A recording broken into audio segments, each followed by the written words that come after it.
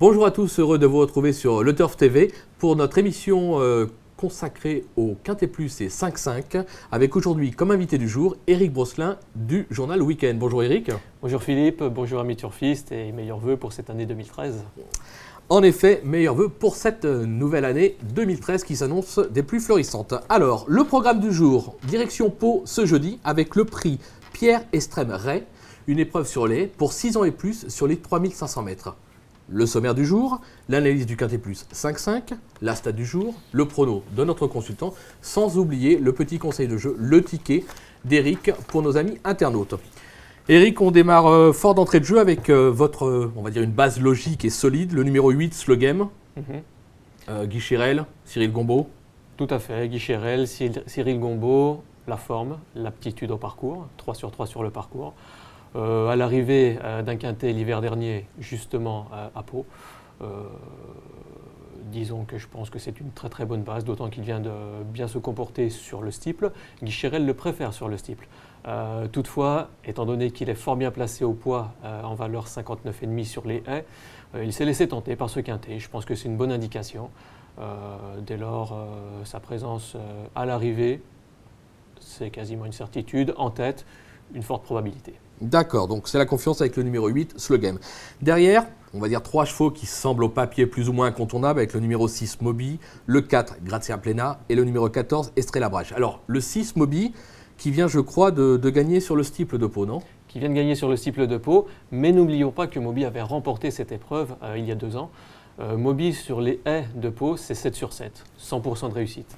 Par conséquent, je le vois difficilement sortir de la bonne combinaison. Grazia Plena va pour une fois évoluer à domicile. Il n'aura pas à faire le chemin jusqu'à Auteuil. Elle a des titres à Pau. Elle a des titres à Pau. 4 sur 6 sur le parcours, 4 places en 6 courses. Une revanche à prendre. L'an dernier, Grazia Plena avait déçu dans cette épreuve, mais elle est en chaleur. Donc je pense qu'elle mériterait de... oui, tout à fait, de prendre sa revanche dans cette épreuve. D'accord. Et le numéro 14, Estrella Brache? Eh bien, Estrella Brache, moi j'aime beaucoup. Estrella Brache vient d'effectuer de bons débuts à Pau, derrière des chevaux comme Si Tu Viens, comme Ruby Ball, comme Soldatino, qui seraient tout simplement déclassés à ce niveau-là.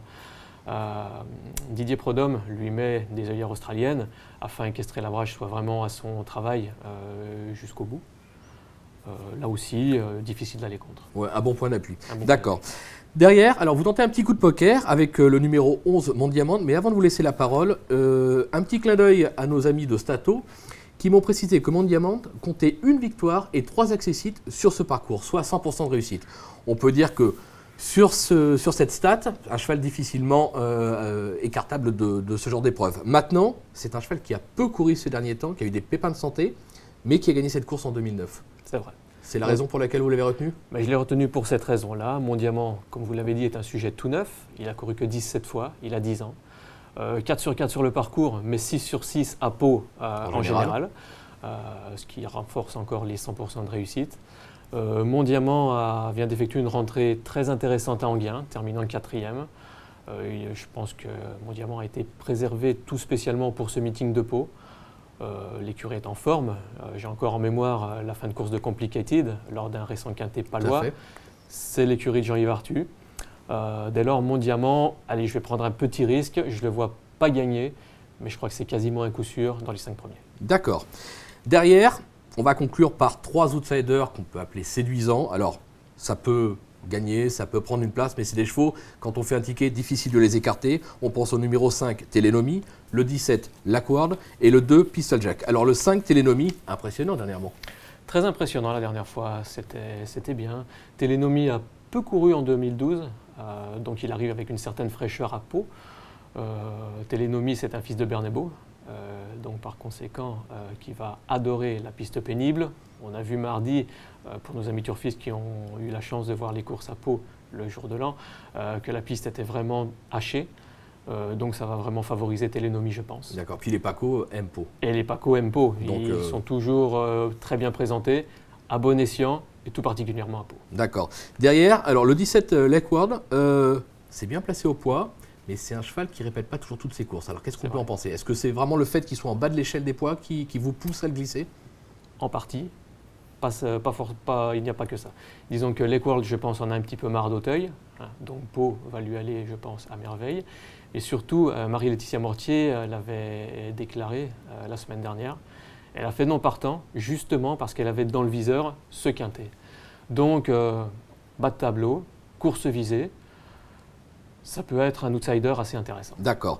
Et pour finir, le numéro 2, Pistol Jack, dans son jardin à Pau. Hein, dans son jardin à Pau, 6 sur 7. Moi, je sais que dans un meeting, je privilégie la forme et l'aptitude au parcours, à la piste. Donc, Pistol Jack vient de changer d'entraînement. Ça va être un test pour son nouvel entraîneur. Toutefois, le cheval est en pleine forme. Il reste sur 2 victoires à Pau. David Berra le connaît à merveille. Bien sûr. Donc, je pense qu'il devrait aller de l'avant. 70 kg, ça ne va pas être facile. Mais conserver une 4-5e place, je pense que c'est largement dans ses cordes. D'accord, on s'en méfie. Bon, je pense qu'il est temps de faire un petit rappel de votre jeu, Eric, pour ce Quintet Plus. Donc, vous nous conseillez? Eh bien, écoutez, je vous conseille en tête le numéro 8, Slow Game. Derrière le 6, Moby. Le 4, Grazia Plena. Le 14, Estrella Brage. Mon outsider, le 11, Mon Diamant. Telenomi, le 5. Le 17, Lake World. Et on va terminer avec le 2, Pistol Jack, pour pimenter les rapports. D'accord. Un petit conseil pour nos amis internautes. Alors, je vois que vous avez plutôt penché pour un champ réduit au 5-5 de 3 chevaux plus vos autres pensionnaires. Voilà, tout à fait. Alors, le 8, le 6, le 4 en base. En base. Et derrière, on va placer le 14, le 11, le 5, le 17 et le 2. Et vous vouliez absolument rajouter le numéro 7 qui est votre regret. C'est mon gros regret. J'avais 9 chevaux, il fallait faire un choix. Martalin débute à Pau. Voilà pourquoi j'ai décidé de ne pas le garder. Cela dit, Patrice Quinton a toujours une belle réussite sur cet hippodrome. Martalin est très à l'aise corde à droite. On l'a vu à plusieurs reprises à Clairefontaine. Donc sa présence à l'arrivée n'aurait rien d'illogique. Par conséquent, ce sera tant pis pour moi et tant mieux pour son entourage. Oui, mais bon, à la limite, on glisse, on glisse. Donc c'est un jeu qui coûtera 15 € pour 1 €. On sait que sur leturf.fr, on peut jouer pour 10 centimes d'euros, donc 1,50 €. C'est tentant. Je vous fais remarquer au passage que depuis le 1er janvier, il y a maintenant 3 5-5 par jour. 1 sur la réunion principale, 2 sur la deuxième ou troisième réunion. Donc c'est un jeu qui est intéressant et qui rapporte souvent beaucoup d'argent. Voilà, écoutez, je pense que tout est dit ou presque. Alors je vous dis bon jeu sur le turf.fr et on se retrouve très vite sur le Turf TV. Merci, au revoir.